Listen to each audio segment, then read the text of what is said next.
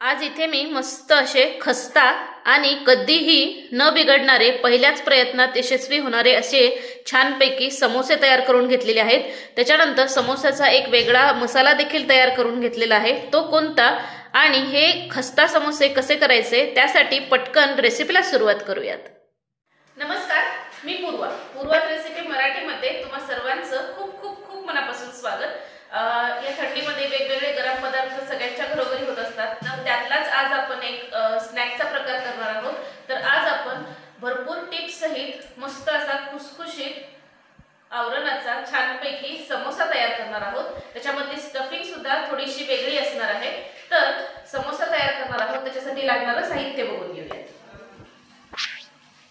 आता इथे लागणारे साहित्य बघून घेऊया। तर इथे अर्धी वाटी मी मैदा घेतलेला आहे। अर्धी वाटी मैद्यासाठी 2 टेबलस्पून मी इथे साजूक तूप घेतलेला आहे।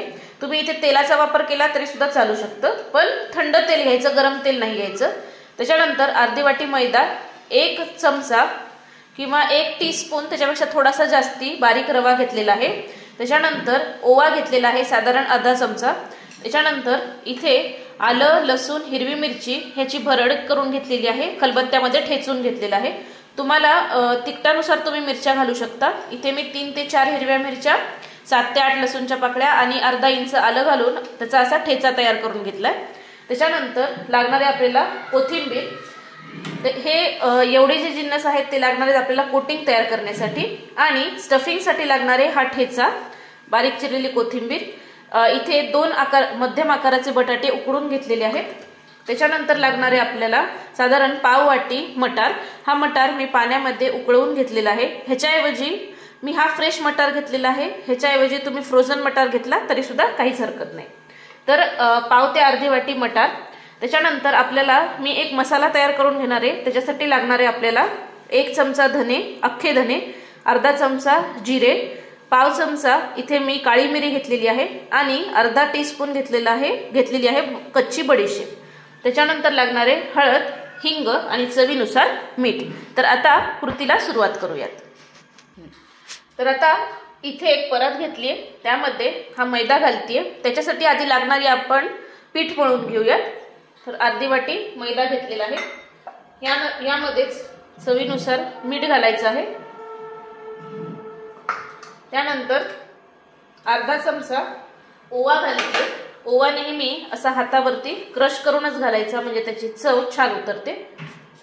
त्यानंतर यामध्ये घालतीये 1 चमचा बारीक रवा।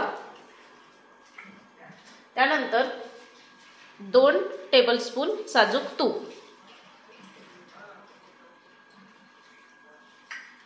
आता हे सर्व जिन्नस इथे मिक्स करून घेऊयात आपण।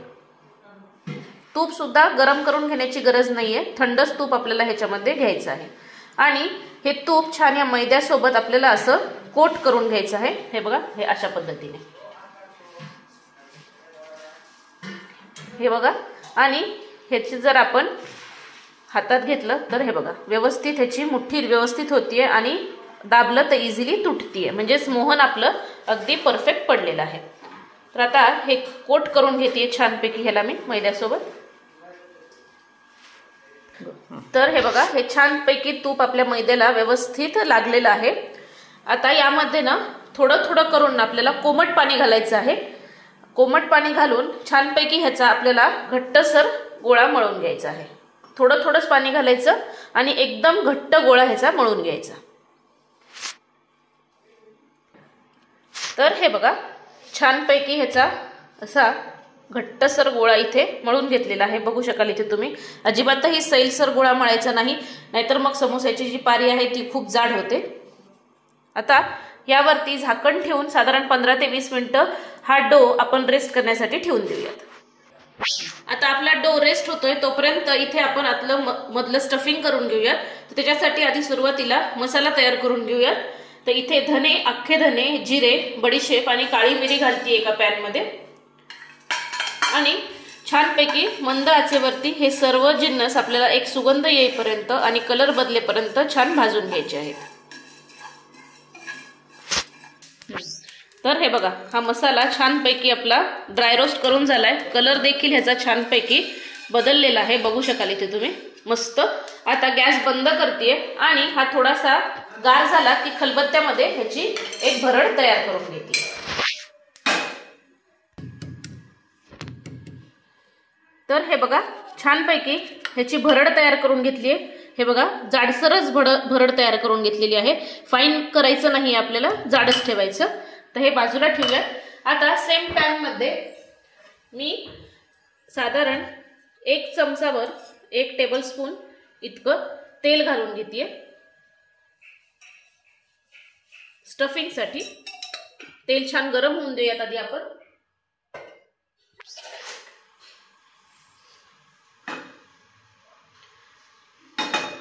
तेल छान आता गरम झालं की यामध्ये हा जो आपण आलं लसूण हिरवी मिरचीचा ठेचा करून घेतलाय हा घालून घ्यायचा. हे बघा. आणि एक साधारण मिनिटभर साधारण 40 ते 50 सेकंद हा छानपैकी असा फ्राय करून घ्यायचा ह्याच्यावरती. हे बघा म्हणजे त्याच्यातला कच्चेपणा कमी होतो.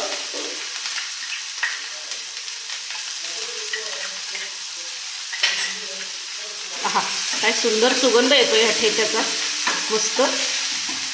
आता हे फ्राय करून झालं की यामध्ये आपण ही जी भरड करून घेतली आहे ही भरड घालायची. मिक्स करून घेऊया. गॅस मी बारीकच ठेवलेला आहे. आता यामध्ये पाव चमचा हिंग घालायचा. त्याच्यानंतर अर्धा चमचा हळद घालायची. हे देखील मिक्स करून घेऊया.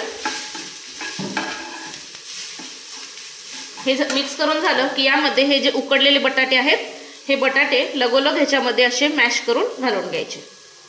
हे बघा अशा पद्धतीने. आणि लगेचच हे छानपैकी असं मिक्स करून घ्यायचं. का सुंदर सुगंध येतो ना. हे बघा अशा पद्धतीने. आता यामध्येच हे मिक्स करून झालं की यामध्ये हे जे मटार आहेत ना, जे बॉईल करून घेतलेले आहेत ते मटार घालून घ्यायचे. हे देखील मिक्स करून घेऊया. तुम्हाला हवं असेल तर तुम्ही लाल तिखट इथे घातलं तरी सुद्धा चालू शकतं, पण मी मिरच्या जास्ती घातलेल्या आहेत म्हणून मी लाल तिखट घालत नाही. शक्यतो मला हिरव्या वाटणातलंच समोसा जास्ती आवडतो. त्याच्यानंतर आता यामध्ये घालते मी चवीनुसार मीठ. बटाटे उकडल्यानंतर संपूर्णपणे आधी गार करून घ्यायचे आणि मगच मॅश करून घालायचे, नाहीतर मग बटाट्याला खूप पाणी सुटतं. हे बघा आहा जबरदस्त. बघू शकाल इथे तुम्ही काय रंग आलेला आहे, मस्त. एक साधारण मिनिटभर हे आपण परतून घेऊयात आणि मग मी गॅस बंद करून घेते आणि हे मिश्रण आपण संपूर्णपणे गार करून घेऊयात. तर आता इथे बघू शकाल तुम्ही सारण आपलं तयार आहे. ह्याच्यामध्ये थंड झाल्यानंतर मी वरतून बारीक चिरलेली कोथिंबीर घालून घेतलेली आहे. त्याच्यानंतर आणि 15 ते 20 मिनिटं साधारण हा डो सुद्धा रेस्ट होण्यासाठी ठेवला होता, तो सुद्धा आता छानपैकी सेट झालेला आहे. आता काय करायचं, ह्याच्यातून एक गोळा घ्यायचा, हातावर एकसारखा करून घ्यायचा. हे बघा पोळपाटावर ठेवून घ्यायचा आणि काहीही कोणतंही सुक्कं पीठ न लावता हा छानपैकी असा लाटून घ्यायचा. शक्य होईल तितका आपल्याला पातळ लाटायचा आहे आणि हा उभट लाटायचा. हे बघा अशा पद्धतीने गोल लाटायचा नाहीये आपल्याला, ओव्हल शेप मध्ये असा लंबुळकाच आपल्याला लाटून घ्यायचा आहे. तर हे बघा असा लंबुळका आपला लाटून झाला की मधोमध ह्याला एक चीर देऊन घ्यायची. हे बघा म्हणजे ह्याचे असे 2 भाग होतात, म्हणजे एका ह्याच्यामध्ये आपले 2 समोसे तयार होतात. आता काय करायचं, हा बाजूला ठेवूयात आपण. ह्याच्यातली ही एक पोळी घेऊयात. आता काय करायचं, ह्याला वाटीमध्ये थोडंसं पाणी घ्यायचं, पाण्यामध्ये हात डिप करायचा, इथे पाणी लावून घ्यायचं थोडंसं आणि हे बघा असं पलटवून घ्यायचं आणि ह्याचा हा असा जो आहे ना, असा हे बघा असा आणि असा करून त्रिकोण तयार करून घ्यायचा. हे बघा आणि पाणी जे लावलेलं आहे ना हे संपूर्णपणे आपल्याला पाण्याने हे चिकटवून घ्यायचं हे बघा। आणि ही खालची जी साईड आहे ही पण पूर्णपणे अशी सील करून घ्यायची, दाबून घ्यायची, कारण ही सील करणं गरजेचं आहे, नाहीतर मग समोसा तेलात सोडल्यानंतर फुटू शकतो। तर हे बघा, हे आणि आतल्या बाजूने सुद्धा असा छानपैकी असा दाबून घ्यायचा हे बघा।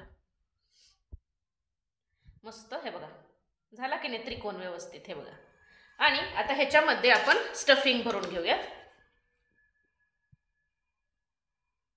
स्टफिंग थोडंसं जास्ती भरायचं, म्हणजे समोसा खाताना नुसता मैदा मैदा लागत नाही। हे स्टफिंग छानपैकी दाबून घेऊयात आता आपण। मस्त हे बघा अशा पद्धतीने छान दाबून भरायचं असं। नंतर आता ही साइड एक उचलून घ्यायची हे बघा अशा पद्धतीने, आणि ही स्लाइड ना आपल्याला अशी या साइडनी अशी थोडीशी ना फोल्ड करून घ्यायची हे बघा, अशी फोल्ड करून घ्यायची आणि मागच्या साइडला सगळीकडून ह्याला पाणी लावून घ्यायचं असं, आणि हे सारण खाली दाबायचं आणि ही साइड उचलून आपल्याला ह्याच्यावरती अशी सील करून घ्यायची हे बघा। आणि हे सगळं सील करून घ्यायचं अशा पद्धतीने, म्हणजे जेणेकरून समोसा तेलात सुटल्यानंतर फुटत नाही हे बघा। आणि वरती ओढायचं थोडं आणि सील करून घ्यायचं हे बघा। मस्त व्यवस्थित आकार झालाय बघू शकाल इथे तुम्ही, आणि खाली थोडंसं असं दाबून घ्यायचं हे बघा। मस्त झालेला आहे समोसा बघू शकाल इथे तुम्ही। तर अशाच पद्धतीने आता सर्व समोसे इथे तयार करून घेतेय मी। तर इथे आता सर्व समोसे मी तयार करून घेतलेले आहेत बघू शकाल इथे तुम्ही। मस्त आकार आलेला आहे बघू शकाल इथे तुम्ही, आणि एवढ्या प्रमाणात साधारण 6 समोसे व्यवस्थित होतात। तर जरूर करून बघा, अतिशय सुंदर रेसिपी आहे। आता कढईमध्ये तेल गरम व्हायला ठेवलेलं आहे। तेल आता गरम होऊन द्यायचे, पण तेल आपल्याला खूप कडकडीत गरम नकोय, फक्त आपल्याला कोमटसरच्या थोडंसं वरती गरम आपल्याला तेल हवंय। आता ह्यामध्ये एक बघूयात आपलं तेल तापलेलं आहे का। एक छोटासा गोळा घेतेय मैद्याचा आणि सोडून घेऊया हे बघा। बबल्स यायला सुरुवात झाली आहेत, पण एकदम असं वरती येत नाहीये, हे म्हणजे उचलून असं वरती येत नाहीये, म्हणजेच आपलं तेल छानपैकी गरम झालेलं आहे। आता यामध्ये एक एक करून आपण एक एक समोसा आता घालून घेऊयात हे बघा। आणि समोसा आपल्याला जेवढे कढईमध्ये बसतील तेवढेच समोसे घ्यायचे आहेत। समोसा तळताना हा समोसा आपल्याला अतिशय मंद आचेवरच आपल्याला तळून घ्यायचा आहे, अजिबातही हाय हीटवर तळायचा नाही, नाहीतर मग बाहेरचं आवरण पूर्ण बदलल्या जातं, कलर बदलतो आणि आतून कच्चा राहतो, आणि इवन समोसे तेल पण खूप जास्ती पितात। म्हणून मंद आचेवरच गोल्डन ब्राऊन कलर येईपर्यंत हे समोसे आपल्याला छानपैकी तळून घ्यायचे आहेत। तर हे बघा छानपैकी गोल्डन ब्राऊन कलर वरती हे समोसे साधारण 10 ते 15 मिनिटं झाले मी तळून घेतलेले आहेत बघू शकाल तुम्ही। रंग जबरदस्त आलेला आहे, मस्त दिसतायत, आणि ह्याच्यातलं तेल संपूर्णपणे निथळून घ्यायचं, आणि तुम्ही वरतूनच बघू शकाल कणभर पण तेलकट झालेले नाहीयेत समोसे, आणि हे जाळीवरती काढून घेऊया। आता अशाच पद्धतीने सर्व समोसे तळून घेतेय।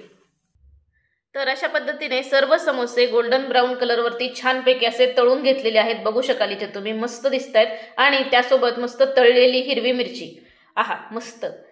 त्याच्यातला एक समोसा तुम्हाला मी ओपन देखील करून दाखवते हे बघा।